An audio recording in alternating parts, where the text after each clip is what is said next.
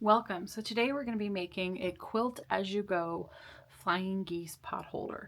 Now, I chose my fabrics based on some leftover jelly rolls that I had. So this is a jelly roll from Poppy Cotton. I think it's called Sunshine and Chamomile. I took my my squares and triangles I needed from jelly roll strips. I got these from jelly roll strips. The binding. The only thing I didn't use from a jelly roll strip is this. It's a layer cake piece because it's 10 by 10. But the rest of it's all from jelly rolls. So like I said, I took just the pieces and I trimmed them down to what I needed. So I'm going to tell you in just a second what all your measurements are. But if you want to use yardage, please feel free to do that. I just tend to use jelly roll strips because I do most of my projects with jelly rolls as small projects. I don't usually do quilts with jelly rolls. I tend to do like just random projects with jelly roll strips. I think that the colors are wonderful. I use them a lot in my FPP, so I always have some jelly roll strips laying around, so I try to challenge myself to make new things with jelly rolls. So that's what this is. So first thing that you're going to do is you're going to need a 10 by 10 piece of backing fabric. So for me, like I said, this was a layer cake. It matches all the other colors, so that's why I chose this one. You're going to need a 10 by 10 piece of cotton batting. You're going to need two 10 by 10 squares of insul-bright, or you can also use Pellon insul fleece, I think it's called. Anyway, it's got a little bit of a metallic color to it on one side. It's a little bit lighter on the other side. And some people think that this is overkill. I've made a whole bunch of pot holders for myself, for my family, and I have found that this is a combination that I really like. So if it's too much for you, please feel free to just do one layer of insul-bright and one layer of batting. But if you like my method and you like the way that I do it, it does end up being a little bit more protective on your hands. So that's why I like to do that. So the first thing that we're going to do, oh, actually, you know what? Let me tell you about the rest of the fabric that you need. I'm sorry. So these are the 10 by 10 pieces that you need. Then you're going to need two different colors or two different fabrics, 2 inches by 10 inches. So you need two each. So this will be for each side of the flying geese. Then you're going to need two strips of with the fabric times 2.5. These are, again, jelly roll strips. We're actually only going to use a little bit of one of them and all of another one. So if you're using yardage, you won't need two full strips. And then you're going to take your jelly roll strip and you're going to cut out 2.5 inch squares. That's what these are, 2.5 inch squares. And then you're just going to cut them right down the middle. Hopefully you can see that. I'm sorry. Anyway, 2.5 inch squares, cut them right down the middle. You're going to need to do that with 4 squares to give you 8 triangles. And then you're also going to take your jelly roll strip, trim it down, and you're going to need 2 inch squares. So these were made from 2 inch squares, and then we cut those down the middle, okay? And you need 8 squares that will give you 16 triangles. So the first thing we're going to do is start to create our layers. So let's just get these things kind of moved over just a little bit. You're going to start with your backing piece wrong side up. Then you're going to take your insul-bright and make sure that the metallic side, so again, you've got a metallic side and then you've got a side that's mostly white. Make sure that your metallic side is facing down because that's the protective part. So make sure that's facing down right there on top of that wrong side up layer cake piece. Then the next thing you're going to do is put your batting on right over there. And then your insul-bright with the metallic side up. Now, you can clip these in place if you want to. Put just a couple clips here and a couple clips here until you get a few of your triangles sewn on. You don't have to, but it is a little bit helpful. But let's go ahead and measure. We're going to measure 5 inches across. And then we're going to connect that line because that's our center point or approximate center point.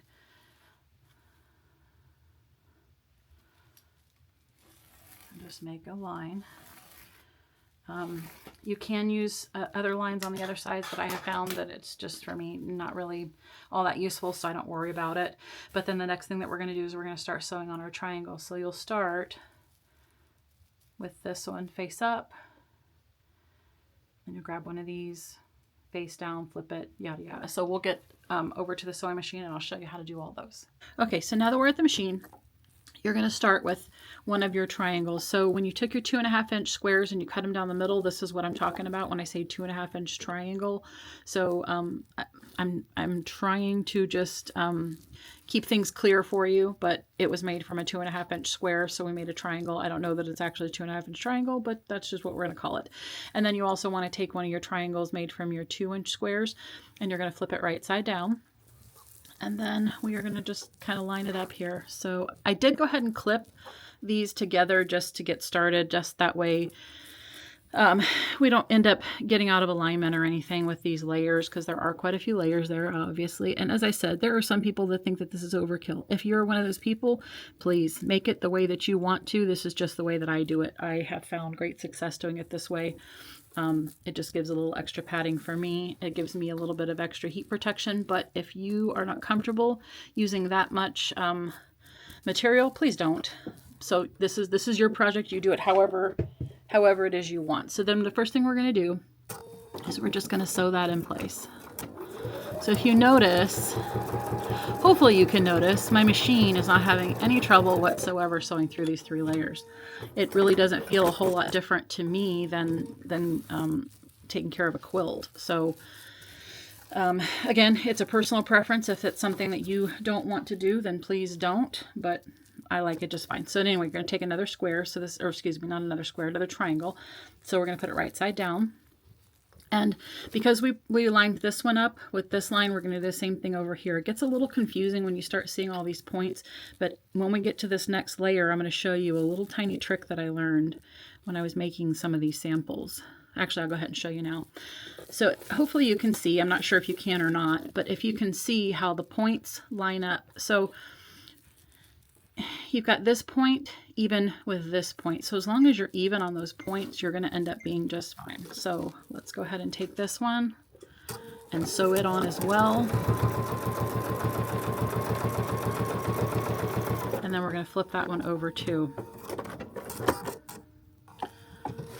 So we have a cute little flying geese. So that's our very first flying geese. Okay. So I also want you to pay attention to the distance here. So this looks approximately 1/4 inch. For some reason on the samples that I was making before, my very first flying geese ended up with like 1/8 inch distance here, but this one looks pretty good. So I'm going to go ahead and just leave this one. You're going to want to sew 1/4 inch. I had to adjust mine a little bit. Now you're going to take your next 2.5 inch triangle and you're going to want to make a mark. So just kind of fold it in half this way. Oops.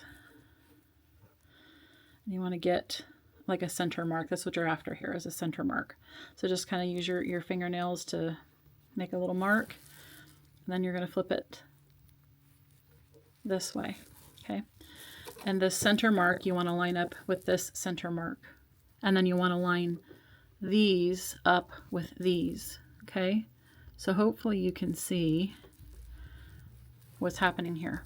So we've got this one lined up with these, the line that it made there, and then we've got the center line that lines up with this center line. So then we're going to sew 1/4 inch this way, maybe just a little inside of the 1/4 inch line if you can manage it. I'm going to go ahead and do mine just slightly inside there. So all the way across. And then we're going to flip that down. So at this point, you're probably just fine to take the clips out if you want. If you want to keep them in, if that makes you more comfortable, then go ahead and do that. But at this point, you'll be fine to take them out. And you're left with a perfect little point there on your flying geese. So we're just going to flip that over and use your finger to press it down as tightly as you can. Grab another of the 2-inch triangles, and then here's the next part that's a little bit tricky. Now, it's not tricky, but if you're not used to what you're doing, it can be a little bit confusing. So what you want to do is, if you look here, hopefully you can see. So if I take away this little dog ear thing and we're looking at just this straight distance here, this line or this triangle is going to be too big. So can you see how it doesn't line up? It's just too big. So what you want to do is try to take that distance and make it about even. Okay, that's your seam allowance. That's what you're seeing there. So you just kind of want to line it up, make sure it's approximately even, and then sew it on. and do the same 1/4 of an inch that you've been using with your other ones.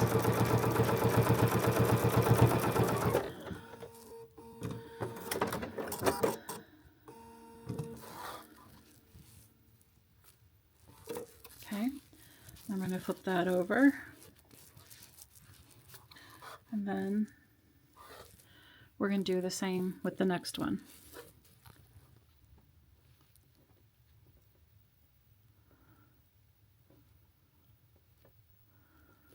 So just like that, I made sure that those lines were even halfway across, and then we're just going to come and we're going to sew it back on, or sew it on from there.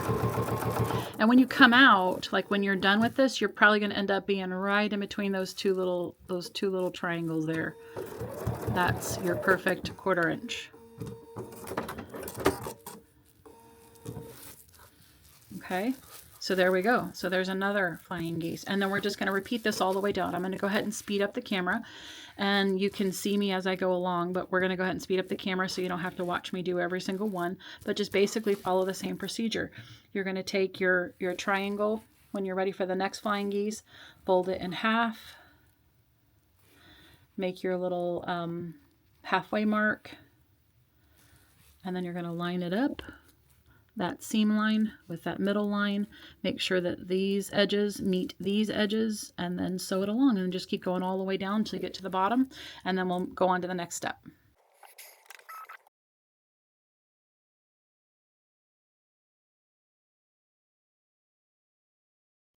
Okay, so now that we have our flying geese done, it's time to add the side strips. So if you'll notice, mine is just slightly off just a little bit. I think one of my little triangles is off there a little bit, but for the most part, they're nice and straight. Again, I would say mostly straight. However, the little side strips are what's going to help you even that out. So take your side strips. So I've got 2 different colors of side strips. So I've got the red ones and I've got the blue ones. And I think that I would like to have, I think I'd like the red ones closest. And yes, we're not going to go all the way out to the sides, but we're going to get awfully close, and then we're going to trim it all up anyway. But let's go ahead and attach these, or at least pin them in place. So you're just going to lay them over here. You're going to try to have your pieces line up right to the end there. And then we're just going to kind of pin them in place. I'll just put maybe 1 or 2 pins there.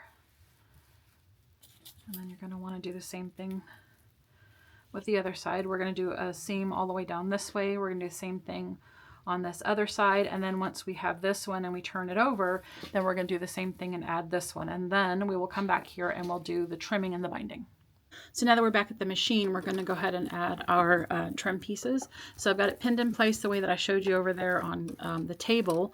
So then we're just going to do a little 1/4 inch seam here. That pin out of the way, so I don't want to run over any pins.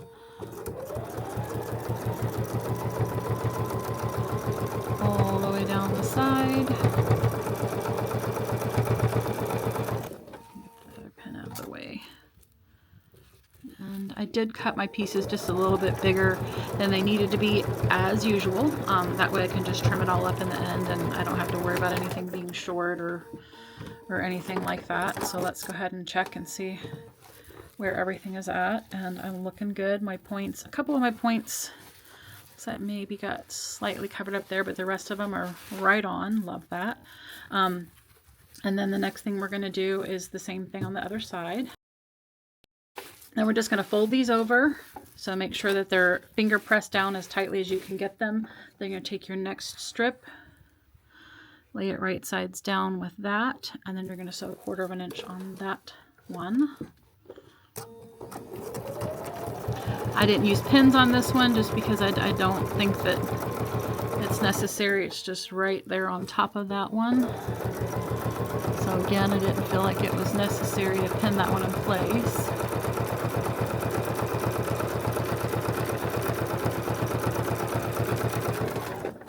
And then we're just going to repeat on the other side. Okay, so now that we've got the pot holder all sewn up, we're just going to trim the edges here. So Like I said, I make it a little bit big so that way we can trim. So we're just gonna square it up here. Actually, we probably should have squared up from that point. But anyway, we're just gonna get it all squared up. Let's see. Right about there. And then the last thing that we're gonna do is add the binding. Sorry. Okay, so there we go. Get that all out of the way. And this is what we have. So it is a little bit big. I did make it a little bit bigger on this particular one with this video because I thought this would be a good way to, again, use up the jelly roll strips, the layer cake on the back. These are also some 10 by 10 batting pieces I had left over from when I did a bunch of bowl cozies. So it just kind of fit the bill for a whole lot of different things. But this will be great for a pot. I mean, and obviously it's big enough for your hands too. Anyway, so the next thing that we need to do is get our binding ready to go. So when we're binding, like I said, I've got these 2.5 inch strips. I'm gonna go ahead and cut the selvages off real quick. So the selvage is off. So I'm gonna go over to the machine and make one big long piece of binding, which I'm just gonna attach them together like this. I'm going to sew diagonally, so we can go ahead and put the mark on that, corner to corner. I'm going to sew diagonally, and then I'm going to trim off right here, and then when I open it up, I'm going to have one big long piece of binding. So let me go ahead and just kind of explain how we're going to bind this thing. So some people prefer to have square pot holders. Some prefer to have the rounded pot holders. If you want to do a rounded pot holder, I would just recommend some sort of rounded ruler, just, you know, kind of round that off. But you cannot use regular straight binding. If you're going to do that, you'd have to use bias binding. So for purposes of this tutorial, I figured that if we just use the square, that would be better for my personal pot holders. I don't typically do them square because I do like the way it looks to have it a little bit rounded. So, you know, again, for purposes of this video, we're going to go ahead and just do square binding. So when we're all done, we have our big long piece. We're just going to start at the bottom. We're going to come from the back. Now, speaking of the back, this is what you have on the back, okay? So you can solve this problem a couple of different ways. So either one, you can choose to sew with a thread color that's going to blend right in. You're not going to notice it, but this is part of the quilt as you go. This is how you know, get it all done. You get your top made and attached to the back, and all the quilting is done in the same way or the same time. Or the second way you can do this is you can leave off this backing piece and just sew all of this on there. Then at the end, put the backing piece on and then sew some sort of straight lines, cross lines, whatever it is you want. You can do separate quilting, but again, that kind of defeats the purpose of the quilt as you go. But you do whatever you want. For me, I left this white so that you could see what you're going to see on the back. Now on a pot holder, if I were giving this as a gift, I would care a whole lot more than I do, but this is going to be my personal pot holder. So again, for purposes of the video, I did go ahead and leave that white so you could see. But if you're going to do this method of the quilt as you go with the backing on it, I would probably choose a bobbin thread that's going to be blended in a little bit better. Anyway, when we go to do the binding, what we're going to do is we're going to attach the binding. We're going to start at the bottom, and we're going to fold this over like this. Well, actually, you know, I'm going to show you when we get to the machine. But anyway, we're just going to bind it like this, just kind of like you would a quilt. You're going to do your 45 degree, fold it over, yada, yada. And then we're going to come back and I'll show you what it looks like finished. Now, another thing is a tab. So some people like to have a tab. I don't ever put tabs on my pot holders because I don't hang them. I throw them in a junk drawer and I leave them there. If you want to add a tab, you can always take your 2.5 inch piece here, because again, you will have lots of excess, and then make yourself a tab. You know, basically I would just iron it towards the center, fold it over, do your 1/8 of an inch top stitching around all the way, and then you would stick that in there before you do the binding. That way, once it's done, you can pop that up, or you can put it on the corner, wherever it is you want it. But like I said, I usually skip the tab part because I don't use it. But anyway, we're going to go over to the machine. We're going to combine these ends. I'm going to have one long strip of binding, and then we're going to go ahead and bind it. Okay, so as we discussed over at the table, the very first thing that we're going to do is make our long strip of binding. This is just regular width of fabric, straight grain binding. This is not bias binding. So we're just going to, go down that little diagonal line that we made over there. And then when we're done with this, we're going to trim it off. Or, excuse me, we're going to trim off this little piece over here. So just this little bit here. I'm going to cut 1/4 of an inch-ish. And now we have a big long strip of binding. Okay, so now what we're going to do is we're going to bind this. So the first thing that we're going to do is I like to come at it this direction. I know that everybody has a direction that they prefer. This just happens to be my preferred direction. So I like my excess over to the right versus on the left. So the first thing I'm going to do is just fold this over right here. And then I'm just going to finger press it. And I'm going to show you why this is just an easy way to tuck your binding away and finish off your binding at the end. If you prefer to finish off your binding the way that you would a quilt, again, be my guest. You do that however it is that you would like. This is just the way that I tend to do mine. It's just a very easy way to do it. So hopefully, you learn something. Anyhow, we're going to leave this open. We're going to start, this is at the bottom back, okay? So we're at the bottom back of our pot holder. And we are just going to sew real quick here. Okay, we're just going to start right there. And we're going to sew it down this way just a little bit. And we're going to go, let's see, maybe an inch or two past this part.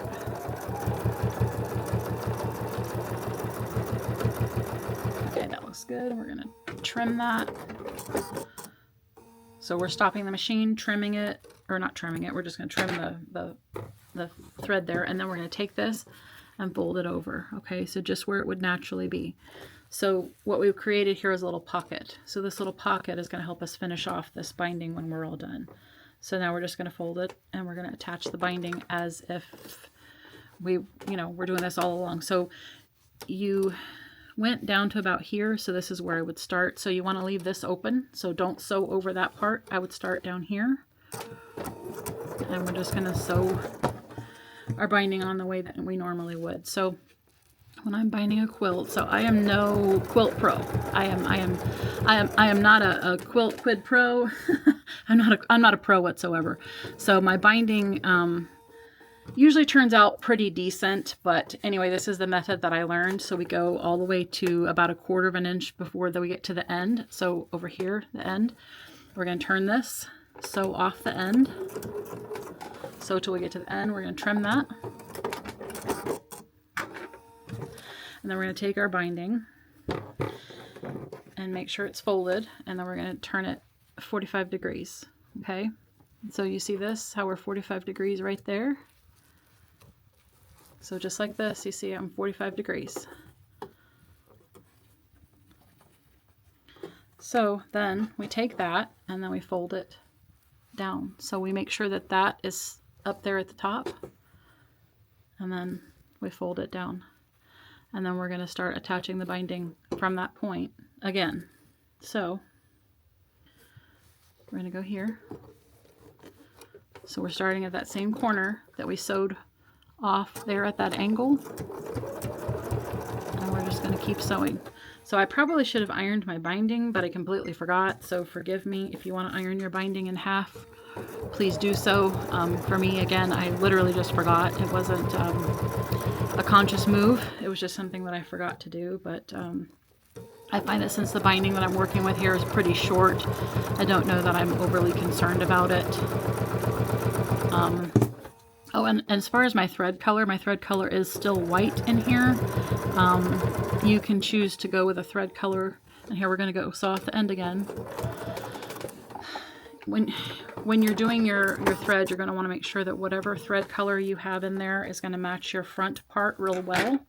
So for me, I'm going to have to flip this over and just double check and make sure that I want white. I may end up changing my thread. I don't think so, but I might. But anyway, we're going to do the same thing here. So we stopped 1/4 of an inch. We sewed 90 degrees that way. Now we're going to turn this 45 degrees. Okay. And then we're going to take it and basically pinch it. Make sure it's nice and flat and even there. And then we're going to come back down this side. Okay. This is going to help us have nice mitered corners in the front.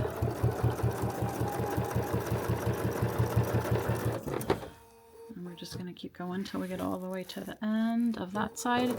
And we're going to repeat this with all 4 corners.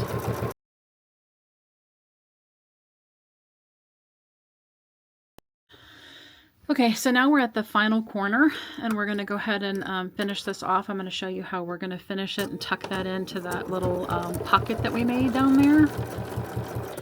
And you know what, actually I find that I didn't even have to add that extra strip to the binding. The other one that I did have to add some, so I don't really know how this ended up this way. Anyhow, I'm going to end up trimming this off, so oops, I didn't have to make this extra binding or extra long binding strip, but that's okay, not a big deal. But anyway, we're going to sew down till we get to there, and then we're going to start figuring out where to cut this.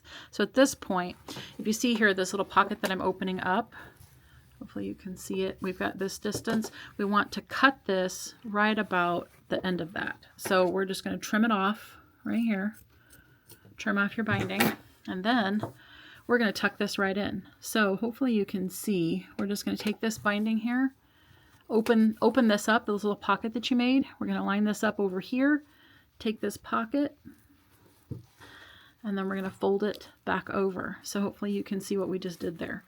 So now we have a nice pocket, and then we're just going to finish sewing till we get to the end.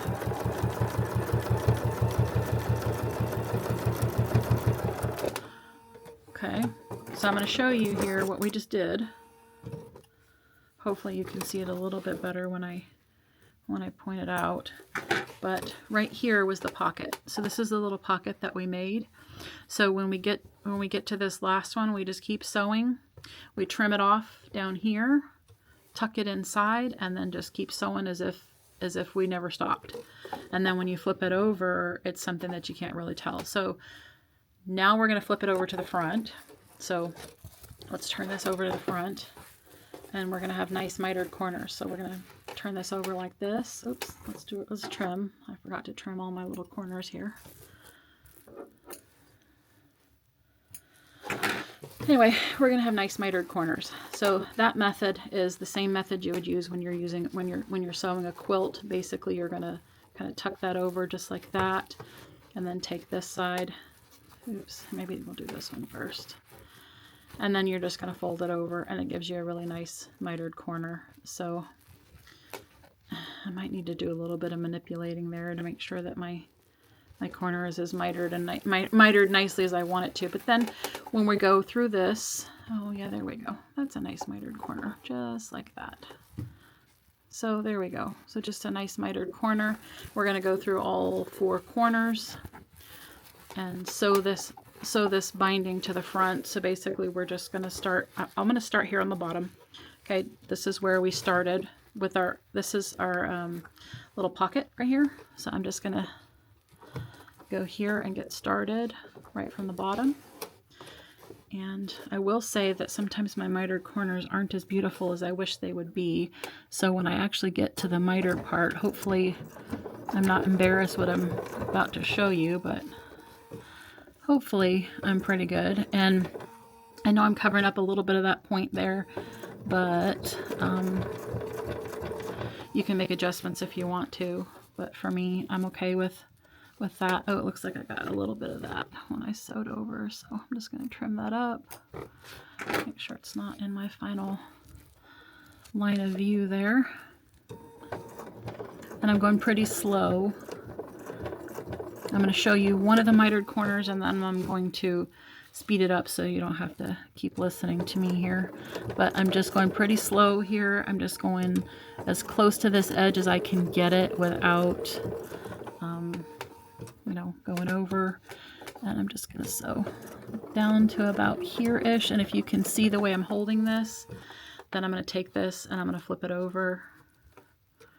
Oh, you know what? Let me get my little pokey thing.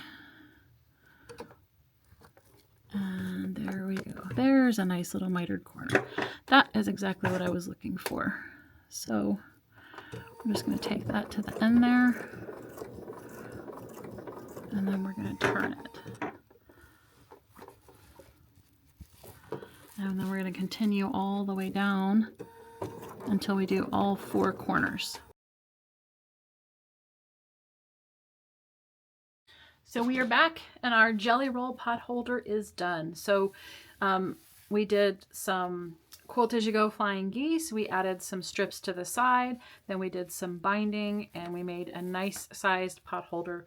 So there are a few modifications that you can make if you want. One of the ones that I was telling you about is you can do a little tab. So as I said, I don't do tabs in mine because I never ever use them, but just basically take some of that leftover fabric that you had from your binding strip. You know, like I said, you would fold it like this, fold it over, iron it, 1/8 of an inch top stitch, and then you would want to tuck that in right there, wherever it is you want to do before you do your binding. You would baste it in place, then do your binding, and then when you're done with your binding, it would just, you know, flip over and be where you wanted it to be. Another thing that you can do is you can round your corners. So if you don't want square corners, you can just take a 2.5 inch round item and round your corners. But instead of doing straight edge binding or straight binding, you would need to do bias binding. Another thing that you can do is if you want to avoid this on the back, like I said, I chose white so that you would be able to see what this is going to look like on the back. But you can either choose a similar thread color or bobbin color so that you won't see it. Or you can leave the backing off and then go back and do some other quilting. I would recommend, if you are going to leave the back off until you're done with the front part, I would just recommend doing a few lines of the stitch in the ditch type stuff. That way it secures the back. And then anyway, this is the cute little pot holder that you got left with. So I hope that you learned something today. I hope that you got some ideas on how to use some of those leftover jelly roll strips. And if you enjoyed this video, please like and subscribe to our channel and leave me a comment. Let me know what you liked, what you didn't like, if there's something else that you want to see. Thanks. Have a good night.